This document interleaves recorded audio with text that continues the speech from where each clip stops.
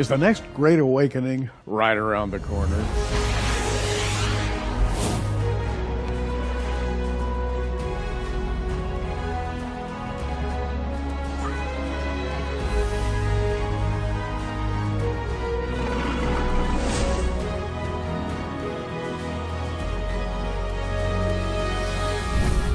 And Tom Horn, it's great to see you once again. Good to be back, Gary. Every time we get together, good things happen. And we're going to talk about a book that has just come off the press, and the title of it is Final Fire.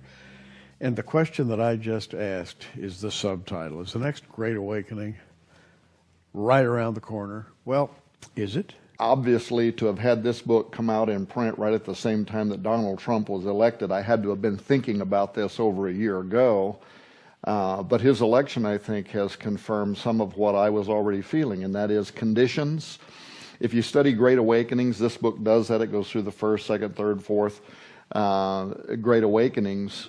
There are repeatable circumstances that seem to precede every Great Awakening, and one of those is when society, when our culture begins to lose faith in government institutions, and then they turn back to God. You know, we've heard this our whole life, right? When things are really good, and you live in an entitlement society, you're more likely to pray, "Dear government, give us this day our daily bread," than you are to necessarily require to have faith in God, because times are good, right? So people forget how to pray. Remember at 9/11, remember how church attendance suddenly spiked and went back up? I do. And that's part of human nature. You know, whenever we think that things are falling apart and we're not sure who's in control, we want to go to a higher power, because we need to know that if things get out of control, we've got somebody we can drop to our knees and say, "Help," right? That's right. But with the Brexit vote in Britain, it illustrated that, you know, the common man out there is losing faith in the ideas of globalism. They're becoming kind of almost anti-government, or at least anti-government trust. So seeing that, and then over here in the U.S., watching what was going on with Donald Trump and wondering why Trump was gaining in popularity when he wasn't necessarily a polished speaker. Right. He wasn't a politician. He doesn't have any experience. And I seemed to see an echo in that of what even happened when I was young and we went through the Jesus People movement, right? Oh yeah, absolutely. You know, back to Donald Trump for a moment. He got a lot of publicity when he went to Liberty University, and the subject of Christianity came up, and there was a great debate about whether this man was actually a Christian or whether he was just pretending to be. But it brought up the subject of Christianity within a political sweep of sorts. And that hasn't happened in my lifetime. To me, that was a remarkable series of events. And I go back in my mind also to the Jesus movement on campuses. I remember Bill Bright Campus Crusade years ago, as I'm sure you do. And today, thinking back on that and looking at today's campuses by comparison, how different are the times in which we live? Yeah, scary actually what's going on the campuses today. Right. And frankly, I told somebody the other day, I think with the Trump election, that God put his finger on the pause button. I'm not sure that the average American even understands how close we were to a precipice that definitely could have resulted in a great deal of, well, let's just call it what it is, persecution against the church and against the church's ability in this nation to be able to operate at will, to hire and fire who they want, not to have government mandates that establish policies that might work against their conscience, their freedom of expression. So, but we have been given this opportunity, and it also did remind me of the Jesus People movement in another way, because I was a hippie. Now, do you see this here now? At one time, this hair hit me down here. Wow. It did, yeah. How times change. Oh, how times change, right? And but I remember, you know, with the Jesus People, how Jesus himself was like the coolest guy on earth. Why? Because most of those people were anti-establishment. Again, this issue of anti-establishment, distrust in the government. Remember, it was the Vietnam War. Woodstock with Country Joe McDonald said, don't ask me why we're fighting, right? The next stop is Vietnam. Oh, my goodness. And so they're marching on Washington, D.C., and Nixon is sending the water cannons out to push them back, but they just keep on keeping on. Once the way people are wired, we want to be submitted to a sovereign. God put that in our hard wiring, right? To keep us wanting to know Him. That God-shaped vacuum. Yeah, that God-shaped vacuum, as they say. And when people turn away from government, they're going to turn back to God. So that's part of what happened in the Jesus movement. But that was also reminiscent of what we're seeing now, I think. So many people across this nation feel a void. They feel like something's missing. They no longer trust that the government can provide for that deeper yearning. And that is one of the significant seeds of every great awakening in the history of mankind. The circumstances were different, but in essence, that was what happened. They were hungry for something more. The government couldn't fill it. And so people turned back to God. Now, you just used the term Great Awakening, and I'm looking at the table of contents of your new book, Protestant Reformation, the First Great Awakening, the Second Great Awakening, the Third Great Awakening, the Age of Fire, the Fourth Great Awakening. And then you go into a revival and possibilities for revival. In a way, this is a history. It is. And by the way, I enjoyed it as a history because I needed to be refreshed on the ancient revivals. And I want to talk about that for a minute. We read about these revivals, and they almost seem too good to be true. Suddenly, in a small town or at a small church, 2 people gather, then 4, and then 8, and then 16, and first thing you know, a whole village, and then a state. How do these things happen? Well, sovereignty is definitely a part of this, meaning that none of those great awakenings happened as a result of some big evangelist, organizing a bunch of events and saying, okay, boys, we're going to have a big awakening.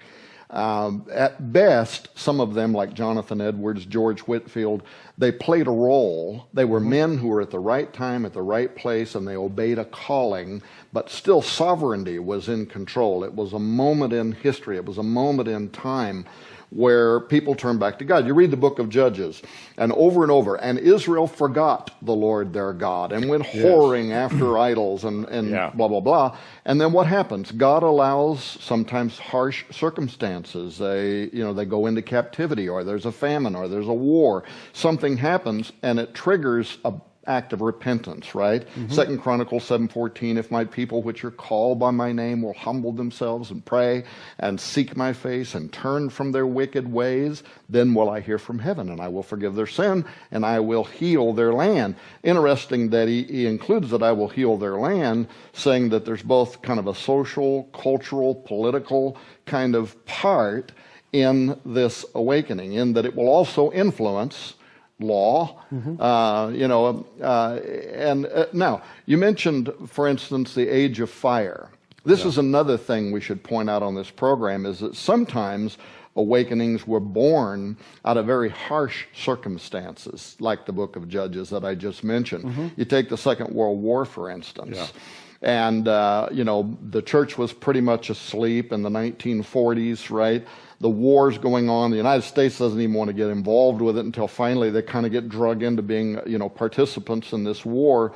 We didn't have mass media then, and most of the world was unaware of exactly how terrible the circumstances were at Dachau, at Auschwitz, the ovens, the number of Jews that were being burned to death just for being Jews, selective persecution, right? Selective extermination.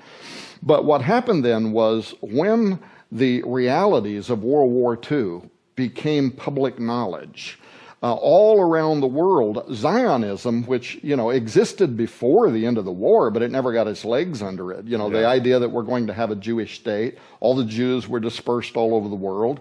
Zionism finally got its legs under it because people felt sympathetic, right, to what had happened to the Jews in the Holocaust. And so pressure was put on the United Nations, it was put on the United States, it was put on Britain. They began calling for a Jewish state. And then what happens? 1948. A miracle, right? A miracle. A nation is born in a single day. But what happened to the church? So here you have terrible circumstances. But what happened to the church? Suddenly the church saw what they believed to be the budding of the fig tree, Matthew 24. And they believed that that generation will not pass away until all these things are fulfilled, right? Yes. They suddenly prophecy. Nobody was thinking about prophecy, No. hardly anybody in the 40s, right? All of a sudden, prophecy, the rapture, the great tribulation period, they believed the imminency of the second coming of Jesus Christ was at hand, and it started a fire. That's why they call it the age of fire, right? Sure. And up out of that comes the tent meetings, the tabernacle meetings, A.A. Allen. By the way, I gave testimony in A.A. Allen tent meetings in Phoenix, Arizona when I was a younger man, right? Along with R.W. Shambach. Can you believe that? That's amazing. But William Branham, Billy Branham, Catherine Kuhlman, Billy Graham, Oral Roberts, everybody comes up out of this with this belief that the second coming of Christ is imminent. What we do, we must do quickly, right? It was kind of an urgent moment. And, of course, the age of fire not only gave birth to tens of millions of people getting saved and coming into the kingdom of heaven, but to this day, our theology is influenced by it. Western Baptist Theological Seminary, so much grew out of that. And then right as that revival was starting to slowly wane, bam, comes the Jesus People movement and another awakening, kind of right on the heels of it. And yet it's coming from a totally different place, right? This was mostly just anti-establishment guys thinking that Jesus was cool. Absolutely. And he was cool because he was a revolutionary Right. in their minds. And on campuses, there's always this revolutionary spirit. Our generation is going to do things that nobody else has ever done before, right? Right. Yeah.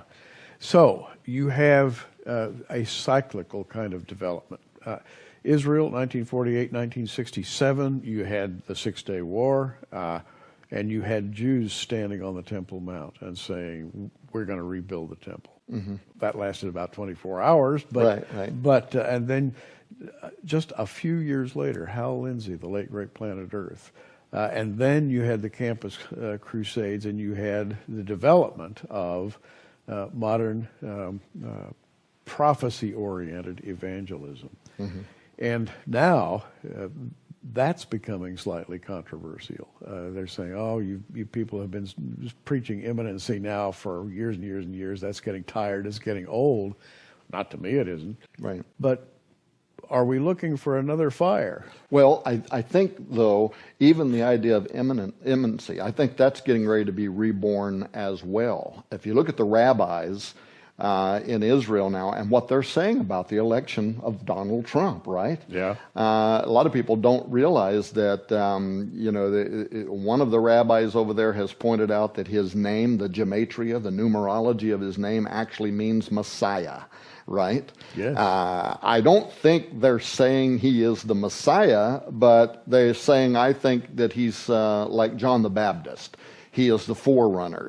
His appearance signals the coming of Messiah, although there certainly could be rabbis who are maybe suspicious that Donald Trump could be the Messiah. Now, why would I say that? Because they don't think of the Messiah the way we do. Jesus is our model of the Messiah, so we think of God in flesh, divinity, things like that. The ancient Jewish idea of the Messiah was a king, the anointed one who was to come, and most of the time, he's a guy that's going to win decisive battles, right? Against the Romans, in the case of the Messiah in that day, they wanted a Messiah to come back, stand up against the empire. Right. Yeah, that's what they were looking for. Well, so now they would look at a guy like Donald Trump. When you realize where we've been for 8 years as the United States, which has always historically been, in modern times, Israel's best friend, right? And for good reason. And I think God has blessed us because that has been historically our position, at least since World War II. But that has been waning in recent years, and there has been cause for concern, right? The two-state pressure being placed through the United Nations with the U.S. kind of, standing more on the side of the Palestinians against. Now all of a sudden that's changing. You've got a guy who was just elected who has said, I'm going to do away with the Iranian deal. I'm one state solution guy. Israel's never had a better friend. And and let me just ask a question at that point, because Donald Trump has already said that he wants to move the embassy of Israel, and he wants to call it the State of Israel, move the embassy from Tel Aviv to Jerusalem. Fighting words. Yeah. Why would he do that? The inauguration is still days away, and yet he's already making these very assertive statements, and this is getting the Jews' attention. It is. And actually, now there's a little something else going on here with this one reference to his name meaning Messiah. But there are several rabbis actually in recent days have said that the election of Donald Trump signals the coming of Messiah. But don't forget, you and I did shows. I wrote that book, Zenith 2016, which you have in your store. Yes, indeed. Asking, why were there all of these ancients talking about the year 2016? Actually, specifically 2012 to 2016, right? Right. And I had sent all you guys an email back around 2009 on a different discussion, and I got some feedback that said, hey, Tom, have you ever looked at the Zohar? So now you have it's probably the most important book of Jewish Kabbalah, Jewish mysticism, written 700 years ago in primeval Aramaic, right? But in the Zohar, what do the rabbis say? They say that in the subsection called Signs Heralding Mashiach, they say in the year 5773, which was in October of 2012 through to September of 2013, Messiah will make himself known to the rabbis, right? And sometime after that, he'll start making himself known to the world. Well, 5773, where's Donald Trump? He goes to Israel. He visits with the rabbis. He goes on public television telling people to vote for Benjamin Netanyahu and the Likud party in the general election, right? Does that on public TV. And from that point and forward, he's continued to talk about his support for Israel. So I think they saw something in him, a potential political figure who could be a forerunner of Messiah. Well, 300 years ago, another rabbi, Meir Horowitz, studying Daniel's time, and half a time, determines that in the year 5777, right, Messiah will actually appear. And this, of course, 5777 is the year we're in right now, from October of 2016 through September of 2017. That's right. It's a very, very important year to most all rabbis. And so I think the timing of some stuff around this election has them pretty excited. Now, if you study what the Jews are looking for in a Messiah, not only a political figure, not only will he take a strong military stance in support of Israel, but the Jews from around the world will begin ingathering. So note that from his election, several rabbis have said Jews around the world need to start moving into Israel now because the Messiah is here and he's about to make himself known. They also believe that the Messiah will reinstitute the temple services. So what did they said last week? We want Donald Trump, and then another rabbi said Trump and the leader of Russia, Putin, to come forward now and start putting pressure on through the United Nations to build the third temple. So they are literally saying things in which they're revealing that they believe. I mean, I can't imagine they think Trump is Messiah, but they definitely think he's Messiah-like. He is messianic. And that everything he is doing is opening potentially this door for the arrival of Messiah. Now, I want to hastily add that we do not believe that the Zohar has scriptural authority on par with the Bible. No. But on the other hand, we're looking through Jewish eyes. Right. To Jewish intellectuals, they are being given clues to the times. And of course, they're very interested in this for a number of reasons. Number one, the enemy is growing stronger and stronger all the time around Israel.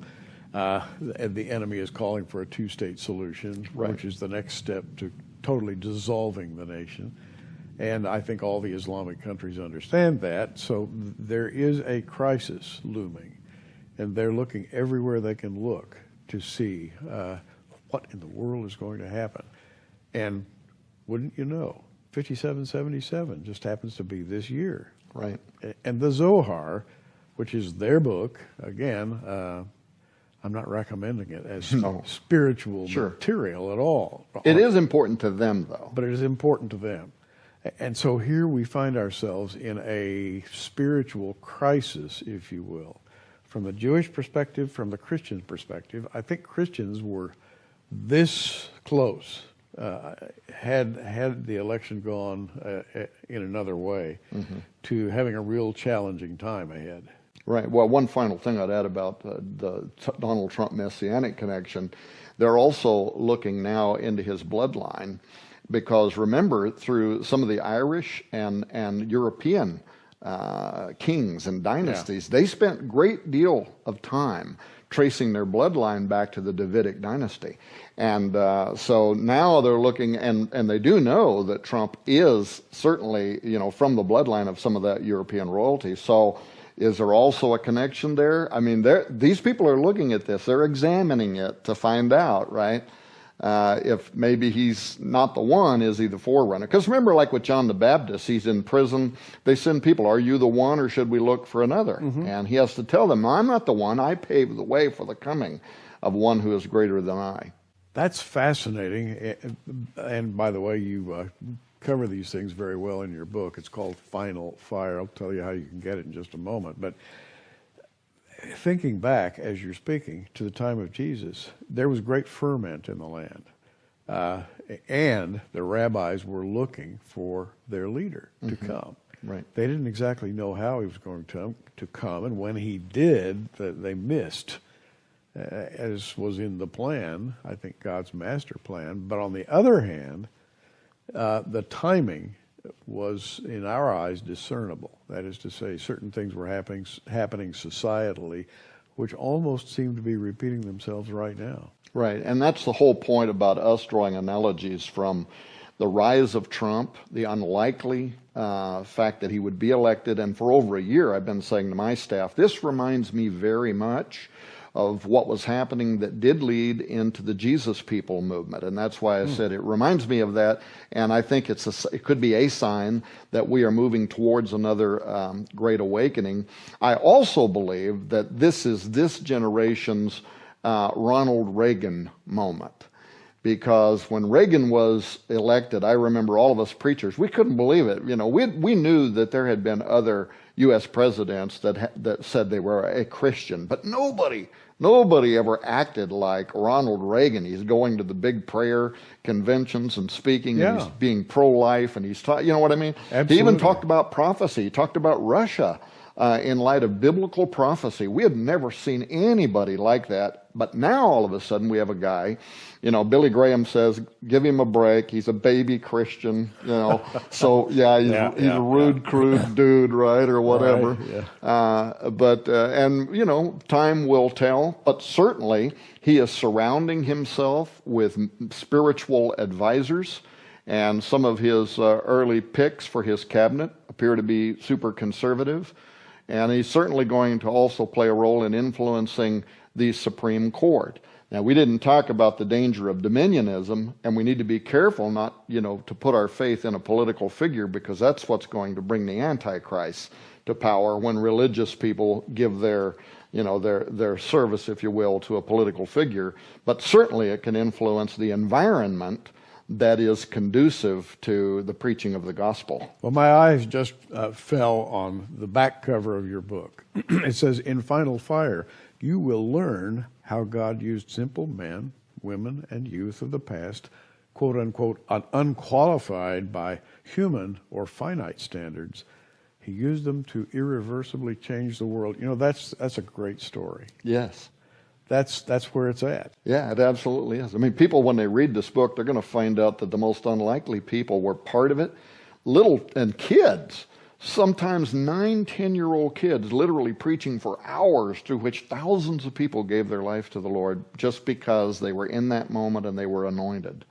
I have my Bible open to Acts chapter 2, where Peter is quoting the prophet Joel. It shall come to pass in the last days, saith God, I'll pour out my spirit on all flesh. Your sons and your daughters shall prophesy, and your young men shall see visions, and your old men shall dream dreams. Talk about that a minute. Yeah, well, so if that text, if you look at it, it says some very key things which we go into in here. We make predictions, for instance, that women are going to be involved as preachers. Why? Because that's what it says in the Word of God. He's going to pour out His Spirit upon all flesh. We believe that young people will be too, and young people have a role to play. And think of the technology that we have now.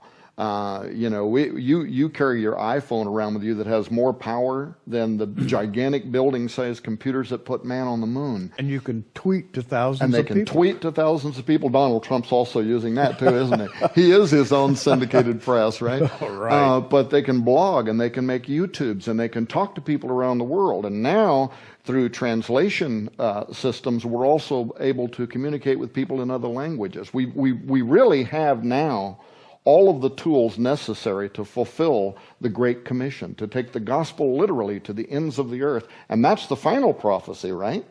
Yeah. And then shall the end come. Goes back to Daniel, he said, many shall run to and fro, and knowledge shall increase. If we're not there, I don't know where we are. Right. It is increasing exponentially. The book is called Final Fire by Tom Horn. Is the next Great Awakening right around the corner? You can have this book for $19.95. Go to Prophecy Watchers online bookstore. Go down and you'll find Tom Horn and a bunch of things right there, including Final Fire. Tom has also written another book, and I'm excited to talk to you about this one. We're going to do it on another program. It's called Abaddon Ascending. What's it all about? Mm-hmm. Abaddon Ascending. Who's Abaddon, and how is he ascending? This book's available also for $19.95. Both books, $39.90. And by the way, with both books, which we're calling the Final Fire package, you'll get the 2 DVD set called Inhuman, absolutely free. So together, all of these would be a $65 value. And I think that's great for you because you'll learn a lot. In fact, if you've been listening to Tom in the last few moments, your head is spinning right now. That's the way Tom is. When you start, you don't stop. Well, I appreciate you. I learned from the best of them, Gary. Well, we are living in about the next 20 seconds or so in exciting times. Wouldn't you agree? Yeah, absolutely. In fact, I would say to people to study what is Peter's famous sermon here, because he also talks about there will be signs in the heavens, the sun and the moon. Some of the blood moons came just ahead of this political season. So we also, though, talk about signs such as angelic manifestations. How many people know that in the book of Revelation, a mighty angel is going to appear in the heavens and begin preaching the gospel to the world, right? You got my attention. But we're going to have to stop because we're out of time. We'll be back with more of Tom Horn. I'm Gary Stearman. You keep watching. We are. Thanks for joining us on Prophecy Watchers. You can find us on the web at prophecywatchers.com, where you can sign up for our free email newsletter, or follow us at facebook.com/prophecywatchers. In the meantime, keep watching, everybody, and we'll see you soon.